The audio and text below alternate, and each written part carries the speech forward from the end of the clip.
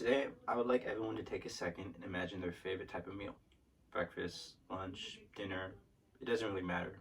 But if I were going to guess one thing in common with all those meals, is that there's animal meat somewhere in there.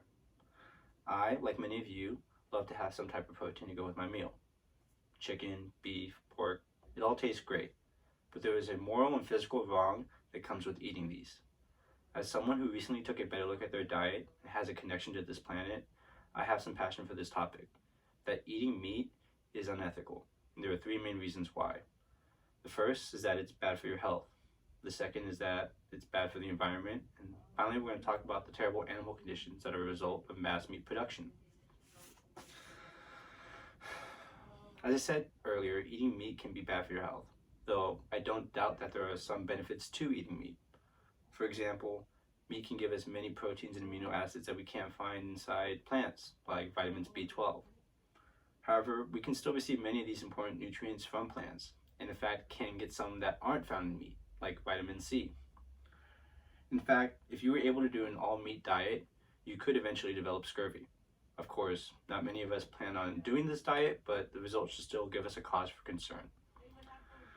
Another reason why eating meat is bad is because of the high saturated fats that it contains. These high saturated fats lead to high cholesterol, which lead to strokes. According to the American Heart Association, high consumption of red meat has been associated with increase in cardiovascular disease and cancer mortality, as well as other types of cancers. The need to keep putting this in our bodies is not necessary, and it hurts us in the long run. Speaking of not just hurting us, let's jump to my next point: how eating meat hurts the environment. Meat has the biggest impact on the climate when it comes to emissions and waste. While we can all understand that food has to travel to become available, therefore all food produces and emits carbon emissions, meat by far produces the most. This is all based on the the life cycle of food, which is essentially the measure of food's emission from seed to waste. This tracker has meat sitting at the very top of the list. According to science.org, 1 kilogram of beef emits 7.1 kilograms of CO2, in comparison to towards the bottom of the list, with things like tofu and potatoes emitting just 3.2 to half a kilogram of CO2. While some say that the solution to this is to buy more locally to reduce the emissions, this is still not as efficient. In fact, most meat is processed in-state and transported out via trucks to other destinations. This is still a much bigger footprint than carbon emissions compared to vegetables being moved by boat, which has just as much weight, if not more, and can move much farther and more efficiently than meat can. Believe it or not, the type of industry as well for an animal is made for a big impact on the emissions that they produce.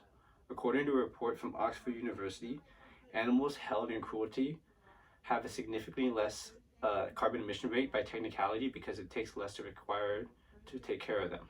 Which brings me to my next point, that the meat industry treats these animals terribly.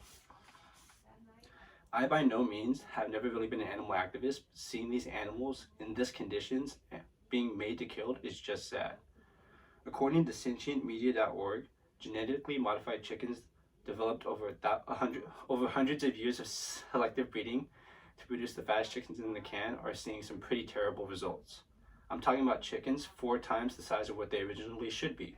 Some so physically fat that it's not possible for them to stand up. Some can even die of heart failure because their bodies can't handle growing that fast. I can't imagine being slaughtered, let alone having to go through the misery that is the slaughter farm.